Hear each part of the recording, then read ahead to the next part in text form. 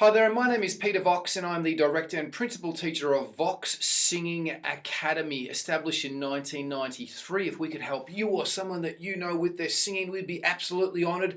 We have 6 studios here in beautiful Melbourne, Australia, giving face-to-face singing lessons. We also do face-to-face singing lessons online, worldwide, 7 days a week. If face-to-face singing lessons aren't your thing, we have the ultimate online singing course. Check out the links below for more info. If you like this channel, give us a like and a thumbs up and subscribe. Please keep your comments coming. Keep them polite, keep them nice. If you have any suggestions, let me know. Put them in the comments. I look and read everyone's comments. There's not a single comment that I don't look at or give it a thumbs up or read at least.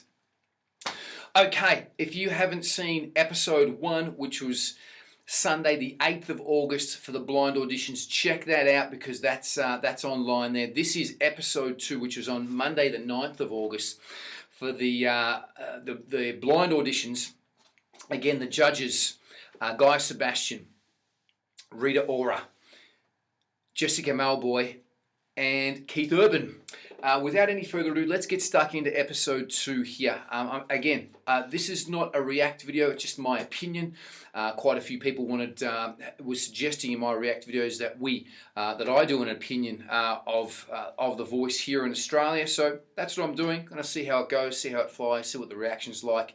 If it's going along good and people are enjoying it, we'll keep on doing it.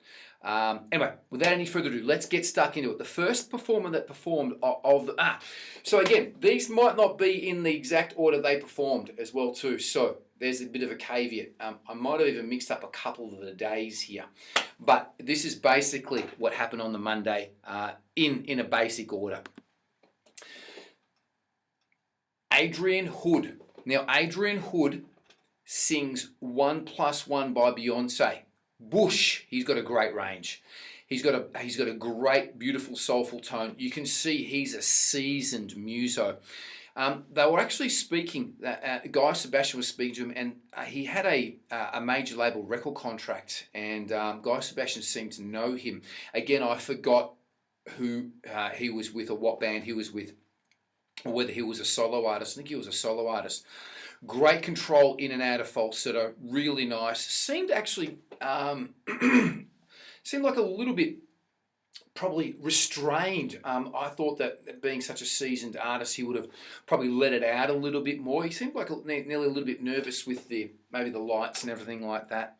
But you can see that he was comfortable being up on stage. I just thought he was probably holding back a little bit. He chose Guy Sebastian. I think this guy is great. I think he's got a lot of talent. I think he could go relatively far in this competition. He would need to probably just maybe have a bit more diversity with the song choices and using his voice a little bit more. But look, he had an amazing, beautiful tone, and he's an absolutely fantastic singer. The next performer that performed was, I think you pronounce his name, Eval. He sung Fix You by Coldplay. He had a beautiful tone, beautiful control, again, sort of nearly feminine-like. He's a true tenor, speaks up here, sung up all in his high range. He's a New Zealander, don't hold that against him. But a beautiful, great personality, really nice, bubbly, happy personality. Really good control, as I said, beautiful tone. Yeah, really nice control. Would have liked to see his mouth work a little bit better for his articulation, pronunciation, and diction. He chose Team Jessica Malboy after Guy Sebastian and Keith Urban were actually blocked. Jessica Malboy blocked Guy, and Rita Ora blocked Keith Urban. She said it was by mistake. Pardon me, I don't know whether it was, but yeah, look, he was obviously very well. A lot of people wanted him. Obviously, Jessica Malboy and Rita Ora really wanted him for them to block the other two. So there is, I'll be watching with, very keenly to see what Eval can do and what they do with Eval moving forward. So I think he could be a bit of a wild card and take it deep into the finals here. Okay, the next performer. Now, is this Shan or Sian? I think it's Sian, actually. Now, when I was watching it, her brother Jordan was actually about to perform. And then the girl that speaks to them backstage, sorry, I forgot what her name is, and her name's not Sophie Monk either. Her name eludes me now. That's where I'm normally sort of going out and doing some other stuff, is when this lady's talking to them backstage. But she said to Sian, would you like to perform? Or I think her brother, actually, Jordan, who performed after her, sort of put her up to it, saying, like, she's a better singer than me. So they said, would you like to perform? And they went through her social media and they picked out a song, and she was just basically thrown off the deep end. So for someone that was thrown off the deep end, that didn't know that she was going to perform, and then all of a sudden performing, she slayed it. She did very, very well. You can see she's a seasoned performer. I think her mum was a singing teacher, so both of I think the whole family have been in music and singing all of their lives. She was... She looked nervous, but you can see that she was very comfortable in her own skills and her voice with this particular song. She sung Bruises by Lewis Capaldi. Great range. Her tone just sounded a little bit young, and she probably is young. I don't know how old she is. I think she's maybe 16. So her voice, I think once her voice develops and she gets into her late teens and 20s and even later on, she's going to be huge star in the future. A great future, because I thought her voice was a little thin when it was going up higher, but really, really, really good, great voice. It's going to be interesting to see how she goes with her brother. She chose Rita Ora, which is, I think, a really great fit. Hopefully Rita can get some soul in her voice and get that soulful top end strengthened up and worked on. And I think if she can, she'll go deep into the competition. Next performer, her brother.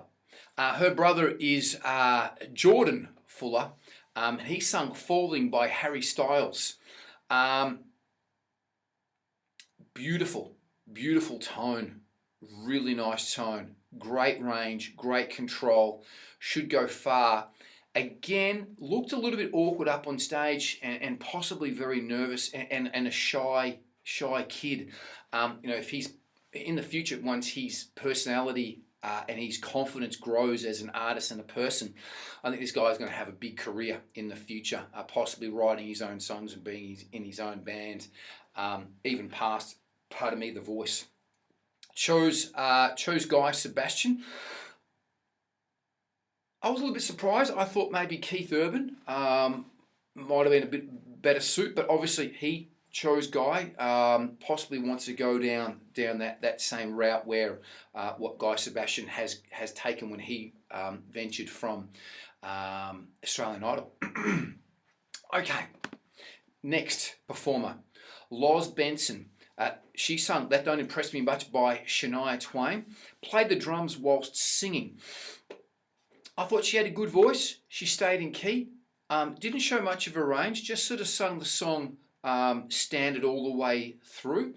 I was surprised that judges turned for her, and that many judges actually turned for her. I thought her voice was good. It wasn't anything that made me get excited. So a little bit of a wild card to see how far she can go. This is going to see how she chose Keith Urban. It's going to be interesting to see if Keith Urban is a good vocal coach. He can take this girl and develop her, okay? Because she actually said when she was after she had sung that she wanted to get away from the drums and become a lead singer. And that's what good coaches do. And that's what we really pride ourselves on at Vox Singing Academy, is results. Getting results as quickly as we can. And this is going to see how good a coach Keith Urban is, because if he can develop this girl, it's going to be good to see how far she can go. Because as I said, I think she's good.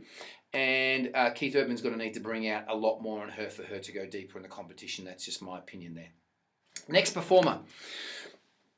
Janaki. I hope I've got that right. Janaki. She sung Lovely by Billie Eilish. 13 years old. I couldn't believe the maturity of her tone when she first opened up her mouth and sung. For her age, it was dumbfounding. And just the maturity of her to come out, and you can see she's really a person that already knows herself and very self-confident. She blew me away for a 13-year-old. Just the confidence that she had. Sounded like she'd been singing all her life, obviously.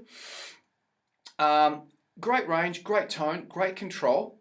What actually blew me away even more is after she sung that, I think Guy Sebastian or someone, maybe Jessica Melboy, asked her to sing an Indian song. I think it was Guy Sebastian. She sung that song, I thought, a lot better than she did the Billie Eilish song. It really suited her voice, and you can see she probably practiced that a lot more. Her trills, her quarter tone trills and runs were spot on, amazing. It was a joy to hear her sing that Indian song. I actually enjoyed that a lot better than the Billie Eilish song. Again, could be a wild card, could go a long way. Was in Team Keith Urban, but it's going to be an interest to see how she progresses, being so young through this competition. Okay, the last one for the evening, probably maybe not in chronological order. Sorry, not the last one. Got two more here. Cassie. Cassie was great. Again, I missed the start of Cassie when she was getting introduced and come in when she was singing. I don't know how old Cassie is. She looks like she's possibly late 20s, 30s. It's all coming back to me now by Celine Dion. Now, if anyone does a Celine Dion song, they're not easy. I remember starting my professional singing career in the early 90s, and Celine Dion, it was Celine Dion, Mariah Carey, Whitney Houston, and Toni Braxton were the divas singers that were just dominating the popularity of the girls that were coming into singing lessons around the mid-90s to later 90s, but particularly the mid-90s. And I remember just teaching girls to sing Celine Dion songs, and they still come in with Celine Dion songs now, but they're not easy. They're absolutely not easy to sing. You have to have a great voice to get close and not be a pretender singing a Celine Dion song. And Cassie wasn't a pretender, had an amazing voice, great range, both higher and lower, great control, great tone. And again, my prediction to go deep into the finals and could possibly be a winner was in Team Keith Urban. So it's going to be interesting to see what Keith can do with her as well too, because I think she can go all the way. Last one. Okay, now I know Gemma wasn't the last one to perform, so I've mixed the order up of these here. Gemma, she sung All Fired Up by Pat Benatar. Great range, really nice tone. I thought she was a little bit overdoing her crying technique when she got to the chorus. I thought she needed a bit more rock because it's a rock song and needed a bit more oomph where she was going with that crying technique. I think that she could be a great country singer and a great artist. I think this girl should be writing her own songs and becoming a country artist in her own right. I think she would be fantastic in that. And I think Keith Urban should give her some tips and hints about, getting into Nashville and going over to Nashville. That was I know Keith Urban also, no judges unfortunately turned for her. Keith Urban said that you're a bit nervous and nerves overcome her. She had a bit of control issues in her lower range. I don't think she did. I just think that she probably needed to use her mouth more, support a little bit more, and put her sounds a bit more forward. She can see that she probably just needed to work her lower range a little bit more, where she probably focuses a bit more practice in her top range and singing in her top range. That's the only thing, but I think she's got a big career. That wraps it up for me here for episode 2 for The Voice. Hope you like that. Please keep your comments coming. Put your comments in the comments section below. If you have anything that you'd like me to improve, do differently, let me know. Or just drop by and say hello. Please keep them polite, trying to build up a great community here, particularly amongst my React videos. We have another channel as well too. Check that one out if you want free singing tuition. It is the 5-Minute Singer Ask Vox Singing Academy channel, which has got hundreds of videos on every subject to do with singing. Check it out. If you want face-to-face private singing lessons, we have 6 studios here in Melbourne, Australia. We also do online singing lessons 7 days a week worldwide. If face-to-face singing lessons aren't your thing, we offer the ultimate online singing course. For more info, check out the links below. Thank you for watching. Main point, be good to each other, live every day like it's your last, and enjoy your singing. Until the next video, peace and much love. Bye-bye.